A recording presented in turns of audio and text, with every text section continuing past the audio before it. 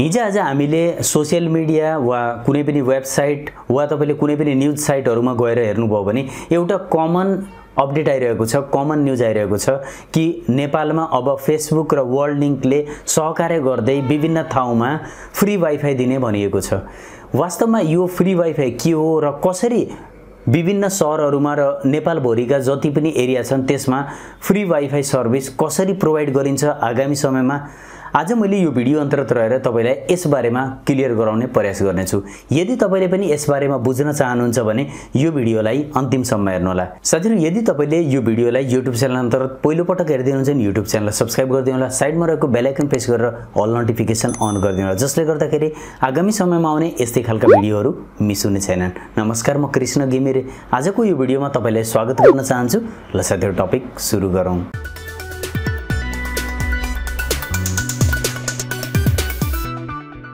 साथीहरु, अगाडि बढ्नुभन्दा पहिले प्लिज यो भिडियोलाई लाइक गरिदिनु होला। अब वास्तवमा फेसबुक र वर्ल्डलिंकले जुन सहकार्य गर्दै एक्सप्रेस वाइफाई भन्ने जुन सर्भिस छ फेसबुकले जुन युज गरिरहेको छ, फेसबुकले आगामी समयमा नेपाल भरि नै यसलाई सञ्चालनमा ल्याउने भनिएको छ। वास्तवमा यो के हो र कसरी यो प्रोवाइड गरिन्छ? एक्चुअलमा तपाईले के बुझ्नु छ भने वर्ल्डलिंकले र फेसबुकले सहकार्य गर्दै यदि टेलिकम कम्पनीले फ्रिक्वेन्सी दिएमा त्यस्तो अवस्थामा नेपाल भरि नै फ्री वाइफाई सेवा दिने भनिएको छ।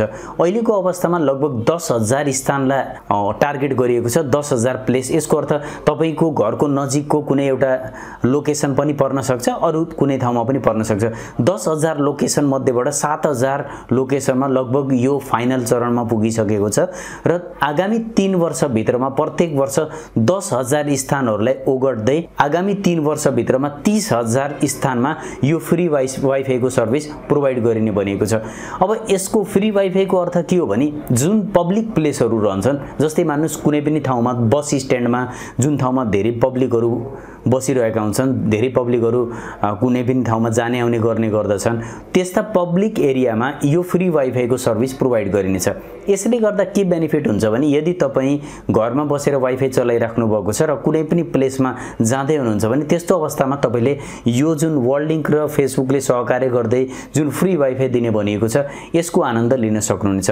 र नेपाल भरि नै 30,000 प्लेसलाई चुज गर्दाखेरि अब यसमा यो पनि भनिएको छ यदि टेलिकम कम्पनीले फ्रिक्वेन्सीमा लचकता देखाएमा त्यस्तो अवस्थामा यो कुरालाई अझै धेरै बढाउने भनेर पनि भनिएको छ।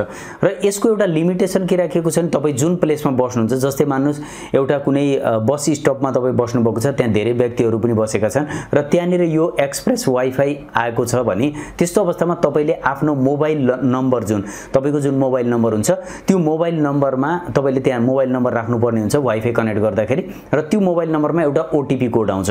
हो, त्यो ओटीपी कोड तपाईले त्यो वाइफाईमा राखिसकेपछि मात्रै तपाईले त्यो वाइफाईलाई प्रयोग गर्न सक्नुहुन्छ। यसको अर्थ तपाईसँग मोबाइल र मोबाइलसित सँगसँगै एउटा सिम हुन जरुरी छ, जसको एउटा mobile number activated mobile number हुन जरुरी छ। त्यस्तो अवस्थामा भने तपाईले सजिलैसँग यो एक्सप्रेस वाइफाईको युज गर्न सक्नुहुन्छ।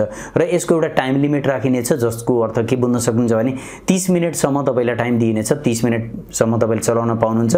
त्यसपछि यो अटोमेटिक डिस्कनेक्ट हुन्छ। त्यसपछि फेरिबाट तपाईले अर्को जुन जोइन गर्नको लागि अर्को सेसन जोइन गर्नको लागि फेरिबाट ओटीपी कोड राखेर फेरिबाट तपाईले एक्टिभेट गरेर 30 मिनेट फेरि चलाउन पाउनुहुन्छ। भनेपछि फ्री अफ कस्ट हुन्छ, तर एउटा लिमिट टाइम राखिएको हुन्छ, जसले गर्दाखेरि के हुन्छ भने अटोमेटिकली विभिन्न डिभाइसहरुमा जोडिए तापनि यो डिस्कनेक्ट हुन्छ, जसले गर्दा क्विक तरिकाको फास्ट वाइफाई तपाईले लगातार पाउन सक्नुहुन्छ। र एक्सप्रेस वाइफाई जुन भनिएको छ फेसबुक र वर्ल्डलिंकले प्रोवाइड गर्ने फ्री एक्सप्रेस वाइफाई भनेको यही हो। तपाईले पक्कै पनि यो भिडियो हेरिसकेपछि यस बारेमा सम्पूर्ण कुरा बुझ्नु भएको छ। यदि बुझ्नु भएको छ भने भिडियोलाई लाइक गरिदिनु होला, धेरै भन्दा धेरै साथीहरुलाई भिडियो शेयर गरिदिनु होला, भिडियोको बारेमा के भन्न चाहनुहुन्छ भने कमेन्ट गरिदिनु होला, मलाई पर्सनली जोडिन चाहनुहुन्छ भने टेक्निकल व्यू 71 इन्स्टाग्राम आईडीमा फलो गर्नु होला।